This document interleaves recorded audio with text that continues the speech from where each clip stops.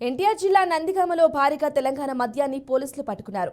నందిగామ పట్టణంలో పాత bus station సమీపంలో కన్స్ట్రక్షన్ జరుగుతున్న అపార్ట్మెంట్లో భారీగా మద్యం సీసాలు పట్టుకున్నారు స్పెషల్ ఎన్ఫోర్స్మెంట్ పోలీసులు.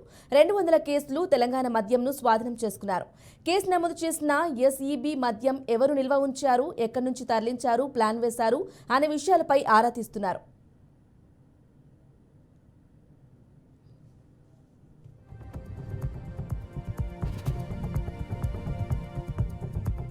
ఈరోజు ఉదయం నందిగామ మా ఎస్ఈబీ ఇన్స్పెక్టర్ గారికి మరియు వారి సిబ్బందికి వచ్చిన విశ్వసనీయ సమాచారం మేరకు ఇవాళ నందిగామ పట్టణంలో దాడులు చేయగా ఎలక్షన్ సందర్భంగా ఇచ్చేసినటువంటి తెలంగాణ మద్యం 200 పెట్టెలు ఒక ఇంట్లో పట్టుకోవడం జరిగింది. అంటే బస్ స్టాండ్ ఎదురుగుండా ఉన్న పాత ఓల్డ్ ముస్లిం స్ట్రీట్ ఒక వీధిలో పట్టుకోవడం జరిగింది.